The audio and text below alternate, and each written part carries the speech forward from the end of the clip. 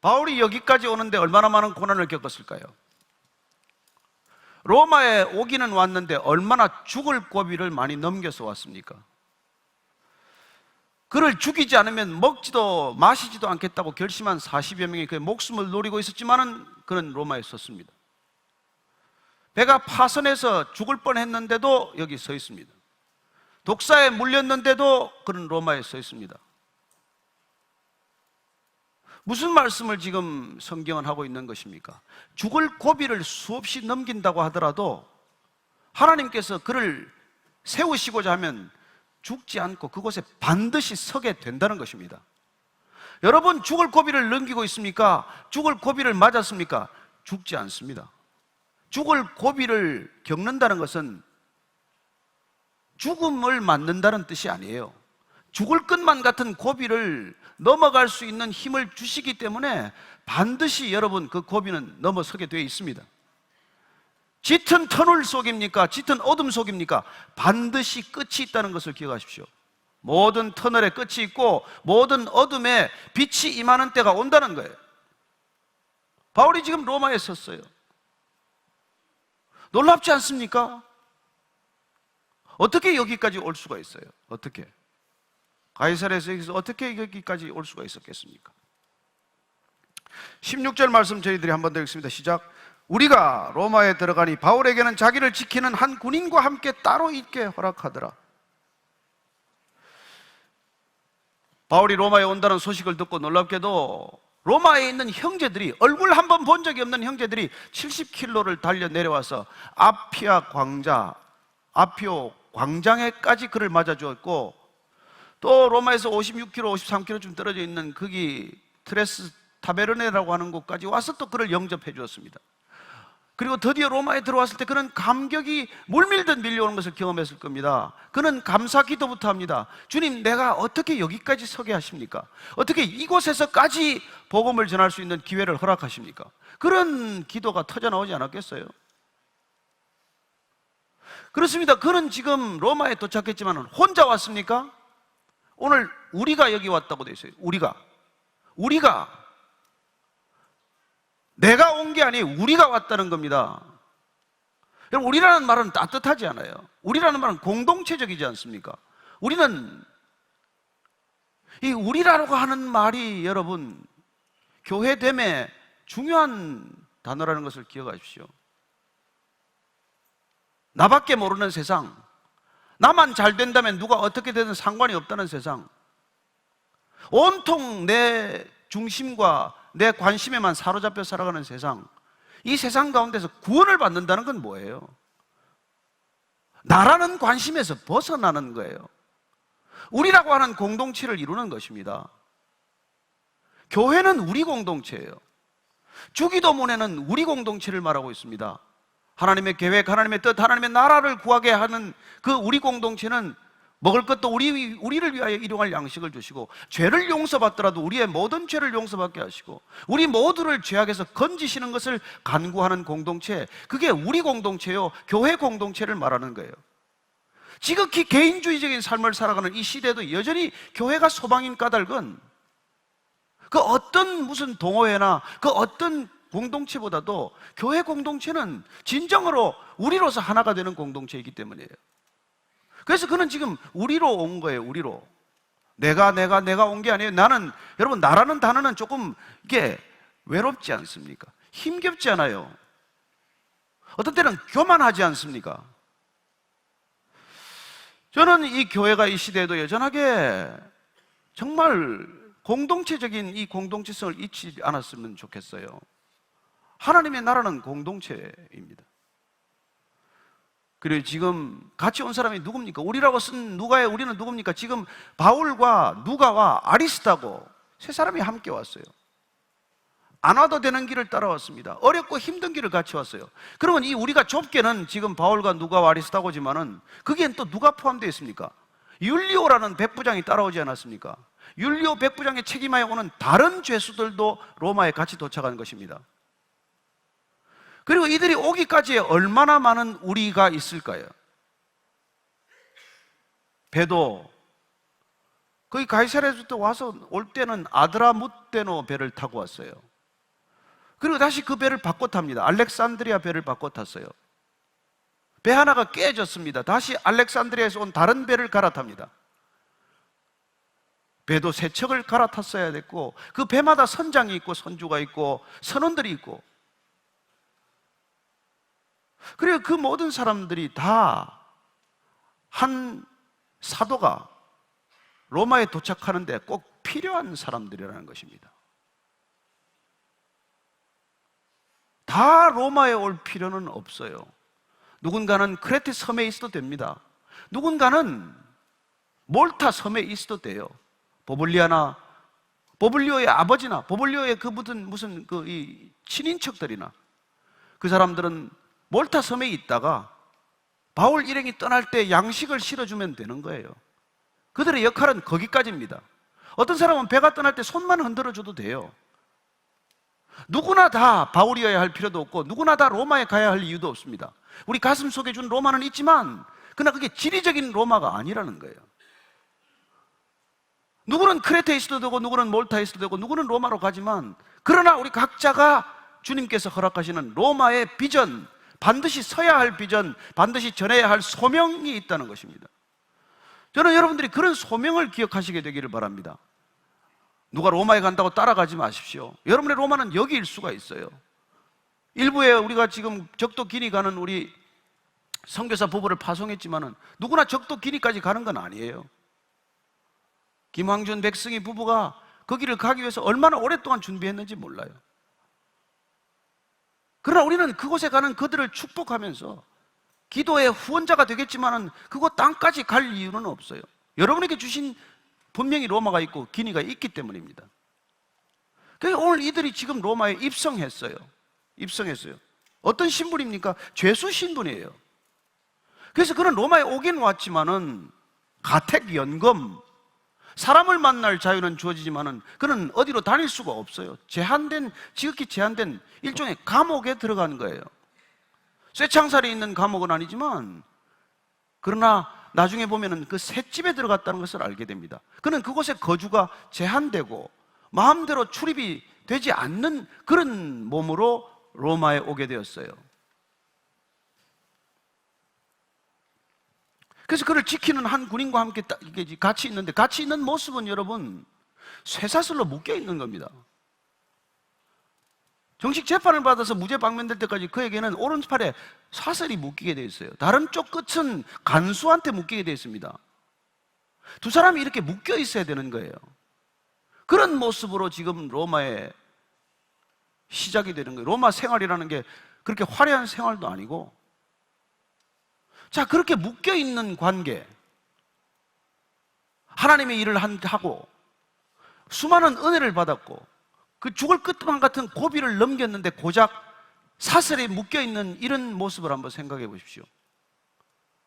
나이 60이 되어서 사슬에 묶여 있는 그 모습이 누가 원하는 모습이겠어요?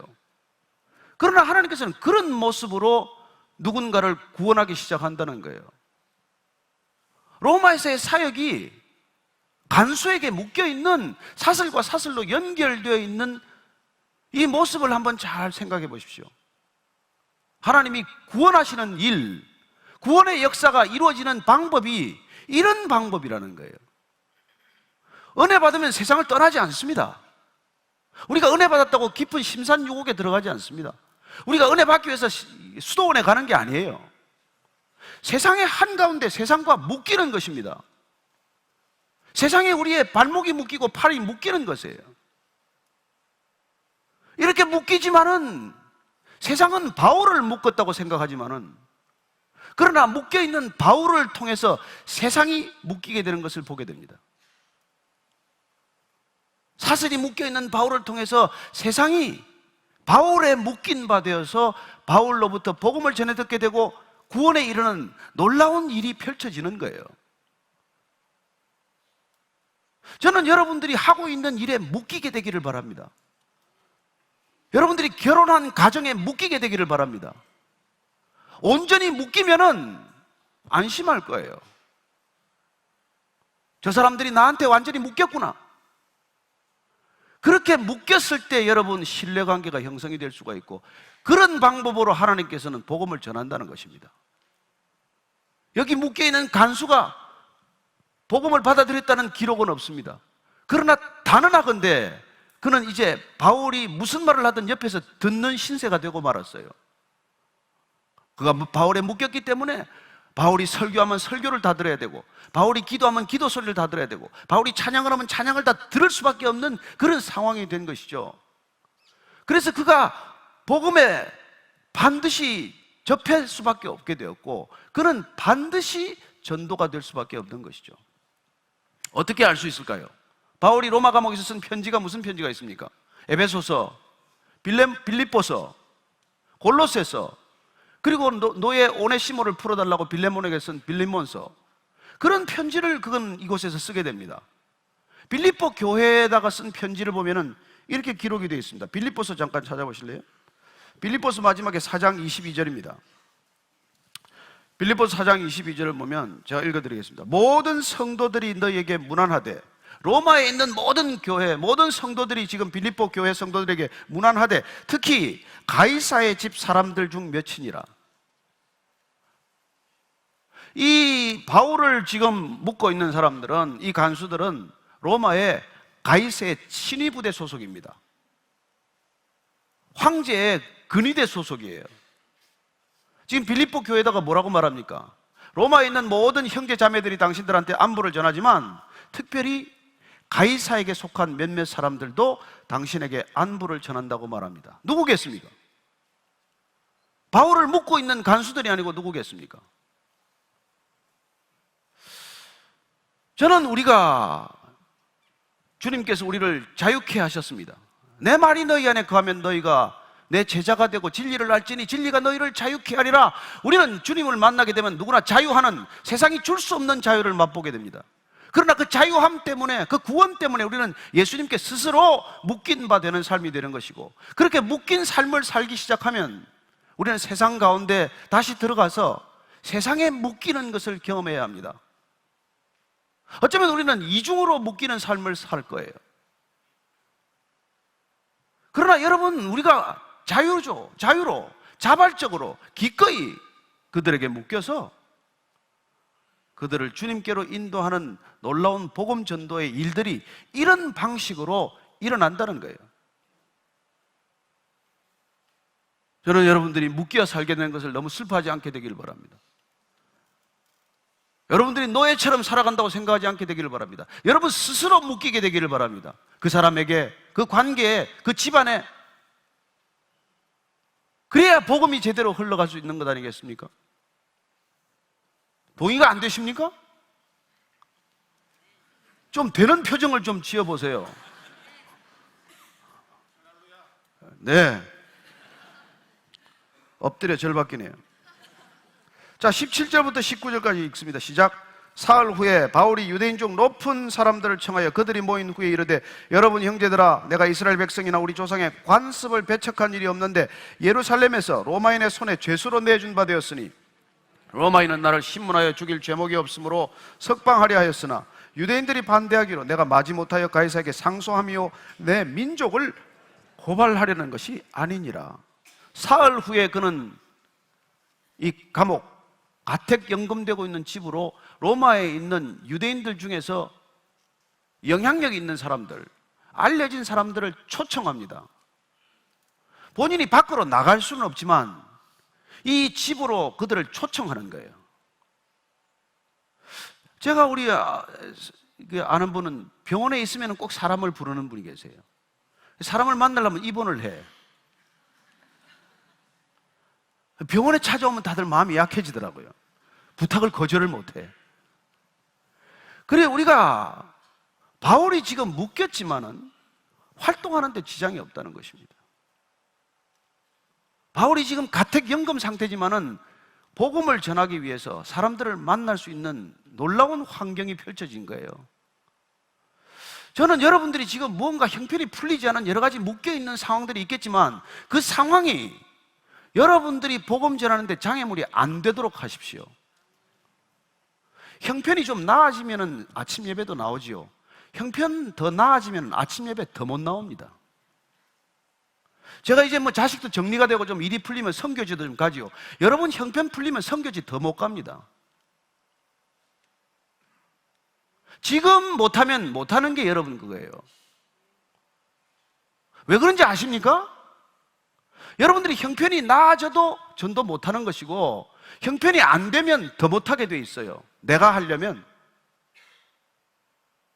그러나 주님이 뭐 하시는 일을 여러분들이 막지만 않으면 내 형편이 잘 돼도 되는 것이고 안 돼도 되는 것이고 나 형편과 관계없이 일은 이루어지는 것입니다.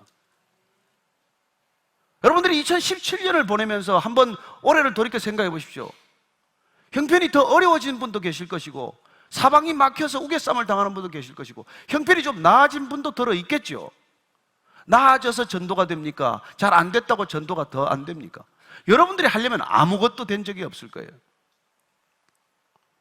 바울은 형편이 좋아도 전도했고 형편이 안 돼도 전도했고 풀려나도 복음을 전했고 묶여 있어도 복음을 전하는 것입니다. 여러분들이 살아야 할 이유와 목적이 우선순위만 바로 정립이 되어 있다면 여러분들은 어떤 상황에서도 복음은 전해진다는 것입니다. 그분은 복음을 전할 수 있는데 우리가 가로막고 있는 거예요.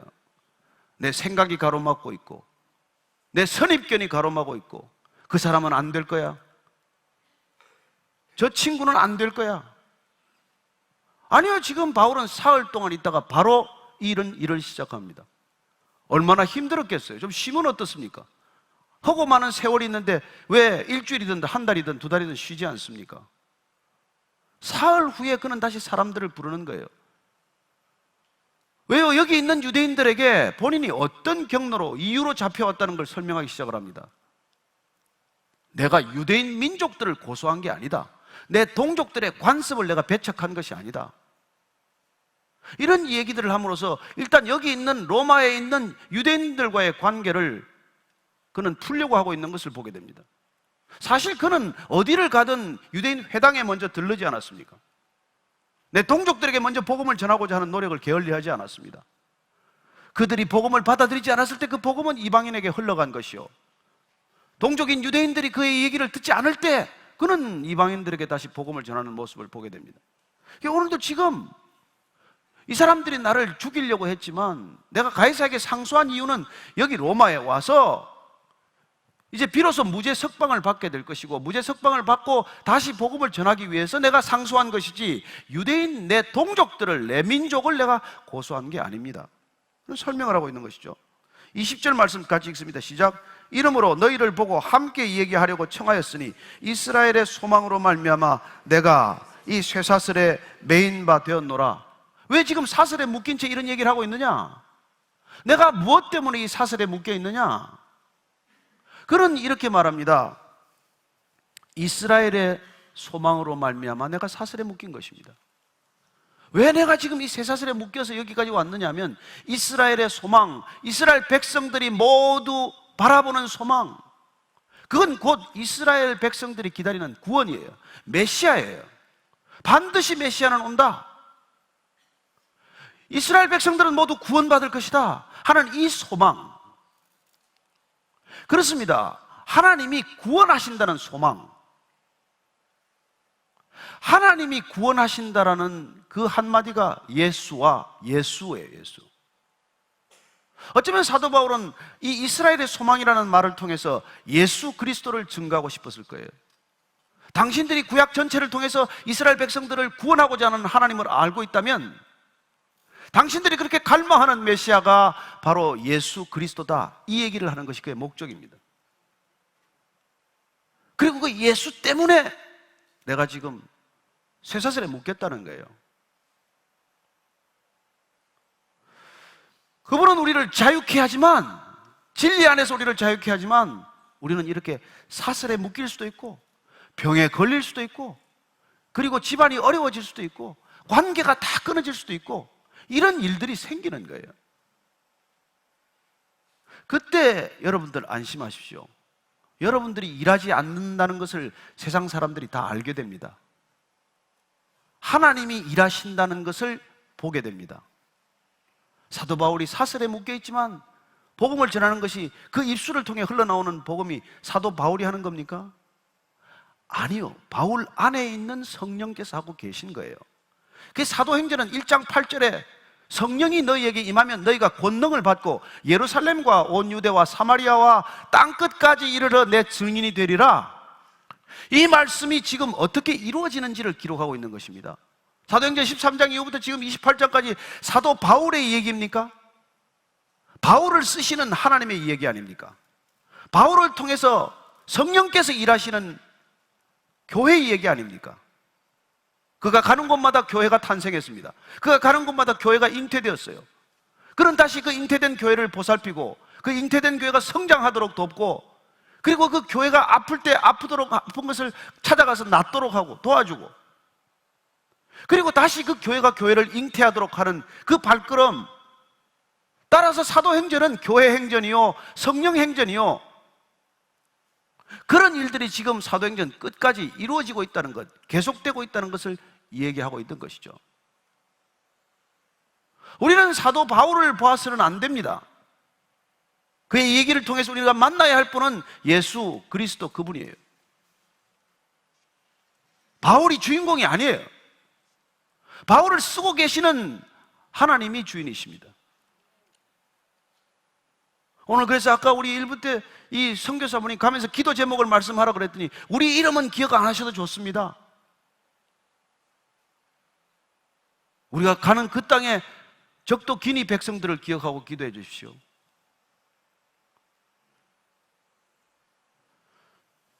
내 이름 석자를 기억시키기 위해서 그렇게 죽도록 애쓰고 살아가는 세상 가운데 내 이름은 잊혀져도 좋습니다. 그리스도가 기억될 수만 있다면. 그렇게 살아가는 사람들의 이야기, 교회의 이야기, 그게 우리가 사도행전을 지금 보고 있는 목적이 아니겠습니까?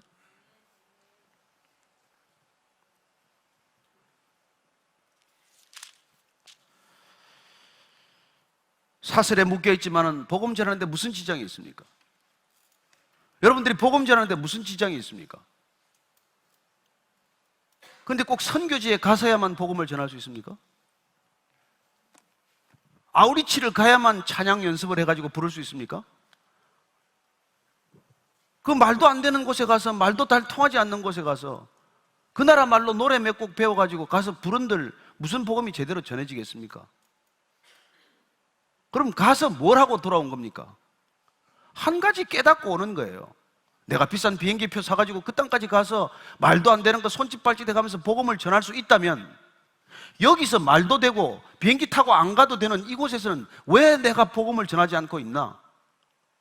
이거 하나 깨달으러 갔다 오는 거예요. 그 일주일 열흘 가서 무슨 일을 하고 오시는데요? 왜 내가 그곳까지 가서는 복음을 전하고자 하고 여기서는 복음을 안 전하고 있냐? 여러분, 복음을 전하지 않으면 우리가 복음을 빼앗기는 거예요. 이 세상은 영적 전장터입니다. 우리가 성경의 메시지를 전하지 않으면 세상의 메시지에 우리는 점령당하는 거예요. 그래서 여러분들이 복음을 전하지 않고 있는 까닭은 이미 세상에 점령당했기 때문에 그래요. 그 메시지가 우리의 차고 넘치기 때문에 우리는 입 밖으로 성경 메시지를 전하지 않는 것입니다. 교회는 커졌다고 말하고, 교회는 부자라고 말하고, 교회는 가진 게 있다고 말하고, 교회는 은과 금이 차고 넘치지만 그리스도의 생명력은 사라지고 없는 거예요. 그걸 라오디게아 교회라고 부른 것이죠. 계시록 한번 찾아보십시오. 계시록, 요한계시록 3장 15절에서 17절까지를 한번 같이 읽습니다. 큰 목소리로 같이 읽습니다. 시작. 내가 내 행위를 아노니 내가 차지도 아니하고 뜨겁지도 아니하도다. 내가 차든지 뜨겁든지 하기를 원하노라.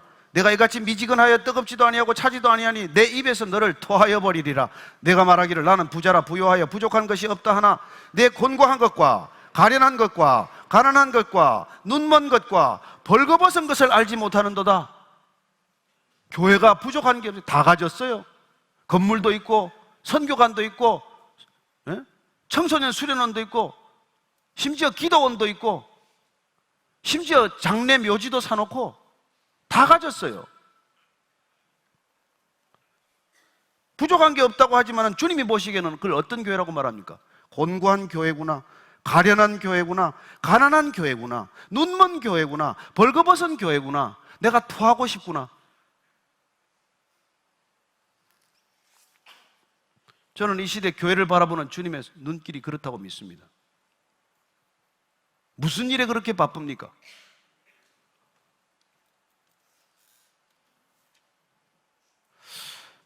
그렇습니다. 지금 주님께서는 이스라엘의 소망 때문에, 구원 때문에 쇠사슬에 매여 있는 이 바울을 통해서도 복음을 전할 수 있는데, 도대체 너희들은 사슬에 묶이기를 했니?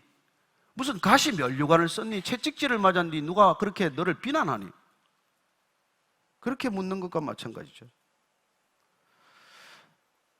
안 될 거라고 생각했다면 이 사람들 만나지 않습니다. 바울이 한 번, 두 번 당했습니까? 회당에 갈 때마다 얼마나 많은 수모를 겪었습니까? 그 정도 했으면 이제 유대인들은 안 된다는 것 체념해야 되지 않습니까? 그러나 바울은 체념하지 않습니다. 한번 보십시오. 21절, 22절 같이 읽어보십시오. 시작. 그들이 이르되 우리가 유대에서 내게 대한 편지도 받은 일이 없고 또 형제 중에 누가 와서 내게 대하여 좋지 못한 것을 전하든지 이야기한 일도 없느니라. 이에 우리가 너희 사상이 어떠한가 듣고자 하니 이 파에 대하여는 어디서든지 반대를 받는 줄 알기 때문이라 하더라. 이들은 바울에 대한 선입견, 편견이 없습니다. 들은 바가 없대요. 다만 한 가지 아는 것은 복음을 전하는 이 사람들이 어디를 가나 반대를 당한다 하는 것은 우리가 알고 있다는 거예요. 이들에게 대해서 바울은 담대하게 지금 복음에 대한 진실을 알려주고 있는 것이죠. 본인이 선입견 때문에 접근하지 않았다면, 초대하지 않았다면 만날 수 없는 사람들을 만난 것입니다. 저는 여러분들이 그 사람이 안 된다고 내버려 두지 마십시오. 여러분, 먼저 만나보면 그리스도인들만이 접근할 수 있는 사람들이 있다는 것을 알게 됩니다. 이 세상은 자주 만나지만은 마음을 열지 못합니다. 속을 터놓는 사람들의 관계가 점점 없어져요. 제가 얼마 전에 젊은이들 한 5명하고 같이 저녁을 먹는 자리를 누가 마련해줘서 가서 같이 얘기를 했는데, 이 얘기하고 싶어 하는 사람들이에요. 아들 또래처럼 이렇게 젊은 친구들이지만은 속을 터놓고 얘기를 하면서 점점 얘기가 진지해지는 거예요. 자기 또래끼리 얘기하면 얘기할 수 없는 주제를 같이 얘기할 수 있는 겁니다. 그래서 저는 내년부터 정말 젊은이들을 좀 더 만나야 되겠다. 자주 만나야 되겠다. 그런 결심을 하게 되었어요. 그들이 우리보다도 형편이 낫다고 저는 생각했어요. 우리가 살았던 삶의 지평은 너무 낮아서 너무 어려웠는데 이들은 너무 높은 곳에 출발하고 있고 너무 살기가 편해서 지금 배부른 고민을 하고 있구나, 이런 생각을 했었어요. 아니요, 더 외롭습니다. 우리 때는 이모도 찾아가고 삼촌도 찾아가고 친구도 만나고 선생하고 대화가 안 되면은 동네 아저씨도 찾아갈 수 있지만 이들은 누구도 대화할 수 없는 시대가 되고 말았어요. 모두들 철저히 외로운 시대가 되고 말았습니다. 밤새 SNS에 댓글은 쓰지만은 단 하나도 친구가 없는 시대를 살아가고 있어요. 누가 찾아가야 합니까? 누가 그들의 마음을 열어젖혀야 합니까? 그리스도인 말고, 성령 세례 받은 사람 말고 누가 그들에게 조건 없이 찾아갈 수 있습니까? 그 외롭고 피를 철철 흘리는 그 젊은이들한테 누가 찾아가서 얘기할 수 있습니까? 저는 우리가 안 된다고 생각할 게 아니라 우리 가까이 있는 이 젊은이들부터, 다음 세대부터 우리가 바울이 그렇게 찾아가듯 그들을 찾아가서 만나야 할 때가 된 것이죠. 우리끼리 좋으니까 우리끼리 무슨 일을 하고 시간 보내지 마십시오. 금쪽 같은 시간을. 다음 세대는 이렇게 아파하고 죽어가고 있는데 누가 찾아가야 합니까? 누가 만나야 합니까? 우리가 예배를 덜 드리는 한이 있더라도, 우리가 구역 모임을 줄이는 한이 있더라도 이렇게 마음이 다친 사람들을 찾아가서 마음을 열어야 하지 않겠습니까? 돈 좀 더 벌어서 뭐 할 건데요? 돈은 벌수록 더 배고파요. 돈은 벌수록 더 큰 돈이 필요해집니다. 지금 여러분들이 하지 못하면, 지금 가진 것으로 나누지 못하면 지금 가진 시간으로 얘기를 그렇게 여러분들이 하는 테이블을 만들지 못하면 우리에게는 영영 시간은 없어요.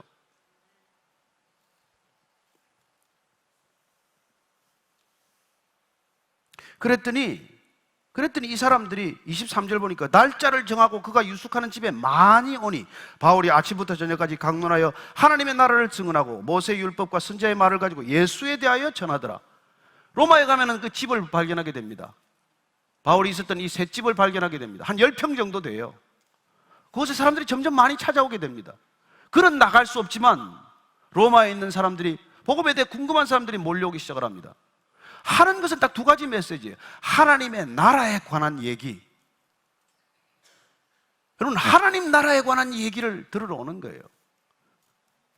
세상 나라에 관한 얘기를 들으러 오는 게 아닙니다. 하나님 나라에 관한 얘기를 들으러 오는 거예요.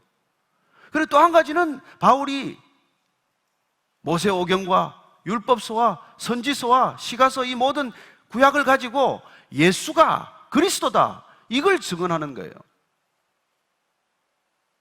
이 세상에 예수가 구원자다, 예수가 답이다, 이게 복음의 전부란 말이에요. 하나님 나라에 관한 일, 예수님이 이 땅에 오셔서 회개하라, 하나님 나라가 가까웠다, 그리고 그분이 십자가에 달리시고 떠나셨기 때문에 이제는 하나님 나라가 이곳에 임해 있다, 하나님 나라는 여기 있다 저기 있다도 못할 것이고 너희 가운데 있느니라.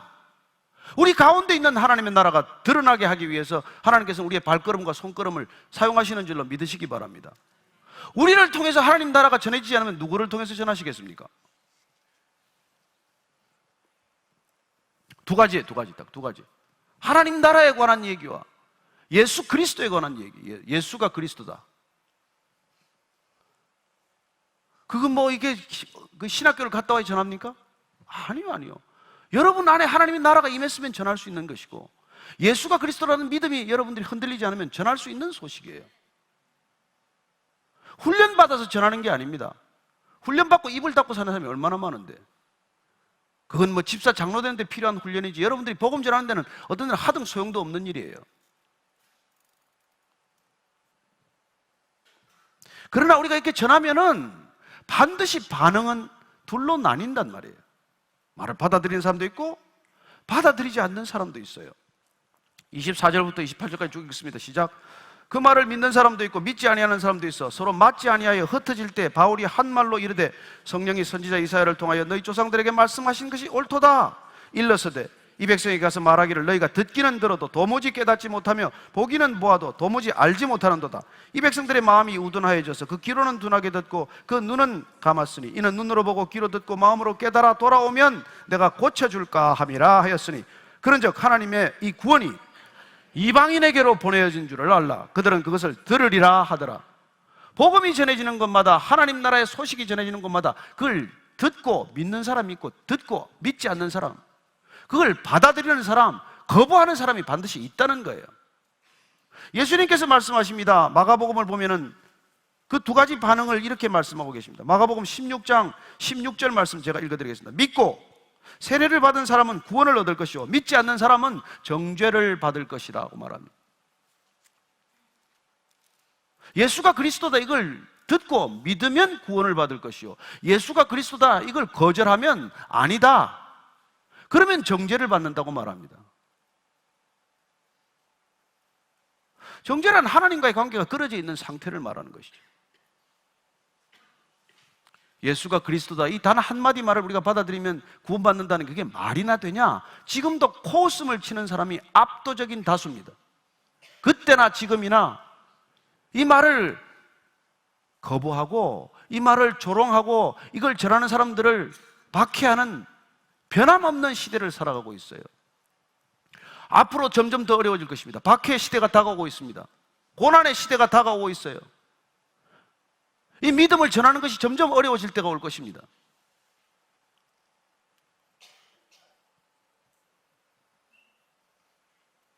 그러나 그럴 때 받아들이지 않을 때 이 복음이 이스라엘을 떠나서 이방인에게 전해졌듯이 오늘날 한국 땅에서 받아들이지 않아서 또 선교지로 가듯이 이렇게 복음은 신비한 흐름을 보인다는 것입니다. 저는 여러분들이 가까이 있는 사람, 주위에 있는 사람, 모든 사람들에게 복음을 전할 수 있는 열정이 회복되기를 바랍니다. 여러분, 안전하면 우리가 전도 당하는 것이요, 우리가 뜨거워지지 않으면 우리는 꺼져가고 있는 거예요. 불은 그냥 있지 않습니다. 불은 더 뜨거워지든지 아니면 꺼지게 돼 있어요. 왜 꺼집니까? 혼자 있으니까 꺼지죠. 불은 반드시 다른 장작에 옮겨 붙어야 합니다. 그 장작 때문에 우리는 불길이 꺼지지 않는 것을 경험하는 것이죠. 요즘 믿음이 시들해졌습니까? 혼자서 타고 있다가 꺼져가는 거예요. 누구에게 이 불을 전했습니까? 누구에게 이 불씨를 던졌습니까? 오늘 파도처럼 밀려오는 저 흐름을 보십시오. 모든 사상적, 철학적, 문화적인 그 거대한 파도를 보십시오. 누가 이길 수 있습니까? 제가 아침 설교 때 그 얘기를 한번 했는데, 20세기의 최대 변증가 C.S. 루이스라는 사람이 있었고, 21세기 최대 아폴로지스트 변증가는 레비 제커라이어스라는 사람이 있어요. 그분이 무슬림의 상담을 받았다는 얘기를 한 적이 있습니다. 자기가 무슬림일 때는 자기 신앙이 이만큼 컸었고, 이는 큰 원이고, 내 자아는 점과 같았는데 내가 그리스도인으로 개종하고 보니까 내 믿음은 점과 같은 것이요, 내 자아는 이렇게 커졌다는 거예요. 그래서 그리스도인들은 믿음을 위해서 죽는 사람을 못 봤다는 거예요. 무슬림들은 믿음을 위해서 자기 자신을 버리는 사람이 수도 없는데, 21세기 안에 유럽은 반드시 무슬림화 될 것이라고 말합니다. 한국 땅은 어떻습니까? 그들은 오는 곳마다 기도실을 만들어 달라고 요청합니다. 대학에 가면 대학에 기도실을 만들어 달라, 공항에 가면 공항에다가 프레이어 룸을 만들어 달라. 어디를 가든지 신앙을 앞세웁니다. 그들은 삶의 목적이 신앙에 집결되어 있어요. 돈 벌면 무조건 모스크를 세웁니다. 어떻게 이기겠습니까? 무슨 능력으로 우리가 상대합니까? 폭탄을 두르고 죽는 IS만이 그들이 무슬림이 아니잖아요. 내 인생보다도 신앙이 더 크기 때문에, 나보다도 하나님이 더 중요하기 때문에 우리는 믿음이라는 이유로 점점점 내가 더 중요해지고, 여러분, 기독교가 여기까지 온 이유는 하나예요. 죽여도 끝이 안 나서 여기까지 온 겁니다. 아십니까? 로마에서 사람을 죽여도 끝이 안 나서 로마가 백기를 든 거예요. 가이사가 사람을 죽여도 끝이 안 나서 가이사가 손을 든 것입니다. 어쩌면 무슬림한테 손을 들겠죠. 어쩌면 그보다도 더 큰 이념에 사로잡힌 사람들에게 손을 들겠죠. 어떤 시대를 살고 있는지 시대가 보이십니까? 퀴어 축제가 보이십니까? 교회를 박해하는 흐름이 보이십니까? 이런 시대를 우리가 살고 있다는 것이죠. 주일에 한 번 예배 드리는 걸로 면죄부를 받으십니까?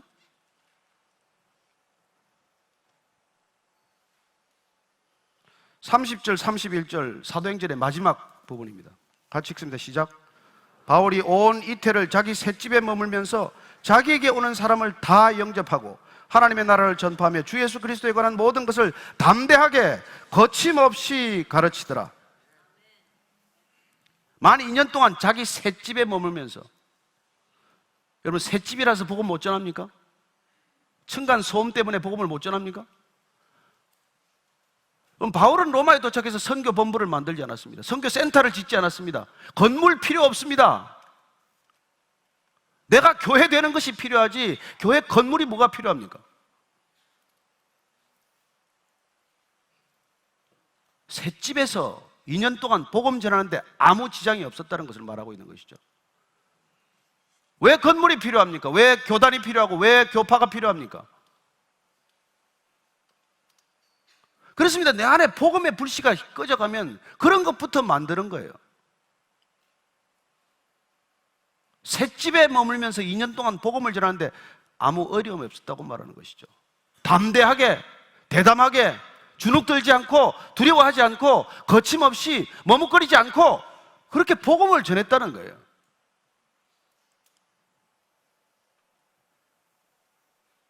어떻게 되었을까요, 바울은? 어떻게 보면 사도행전 28장을 보면 뭐가 또 읽다가 중간에 뚝 끊어진 느낌을 갖게 될 것입니다. 왜 누가는 여기서 끊어버렸을까요? 바울이 어떻게 죽는지가 그렇게 중요하지 않기 때문입니다. 로마에 가면은 그가 목이 잘려가지고 참수형을 받아가지고 목이 3번 굴렀다는 이제 그게 뭐 세 분수가 있고 그런 장소들을 소개받지만 그게 중요하지 않아요. 우리가 어떻게 살다가 어떻게 죽었다가 중요한 게 아니라 하나님께서 말씀하신 그 말씀이 어떻게 이루어지고 있냐, 어떻게 이루어졌느냐, 이게 중요할 따름이에요. 그렇습니다. 우리가 더 중요해서 사도행전을 읽는 게 아니에요. 예수님이 더 중요하시고 그분이 우리 인생의 목적이어서 우리가 그리스도인의 길을 가는 것이지 내가 더 중요해서 이 길을 가는 게 아니라는 것입니다. 날마다 여러분이 더 중요해진다면 길을 놓친 거예요. 날마다 그분이 더 중요해지고 날마다 세상의 메시지가 귀에 덜 들리고 하나님의 메시지가 우리 귀에 더 울려 퍼질 때 우리는 어디를 가나 그분의 메시지를 전하는데 우선순위를 두지 않겠습니까? 저는 이 사도행전을 마치면서 우리가 다시 한번 2017년을 매듭지을 수 있게 되기를 바랍니다. 그분은 다시 오십니다. 시간이 많지 않습니다. 우리에게 주어진 이 짧은 시간, 눈 깜짝할 시간에 사라지는 이 시간을 가지고 우리가 영혼에 접속되는 방법을 이미 알려주셨는데 우리는 어떻게 이 시간 동안 그분을 증거하고 살 것인지 거기에 초점을 맞추시라는 것입니다. 그럴 때 주님께서는 여러분에게 고난을 없애주지는 않지만 그 죽을 고비를 반드시 넘어가게 하는 손길을, 은혜의 손길을, 생명의 손길을 경험하게 될 것이고 놀랍게도 그분이 무슨 일을 하는지 우리의 삶을 통해서 우리는 목격하는, 우리가 증언하는 그런 인생이 될 것이라는 것입니다. 일어나라! 빛을 발하라! 어떻게 빛을 발할 건데? 사도행전은 그렇게 빛을 발하면서 살아간 사람들의 얘기입니다.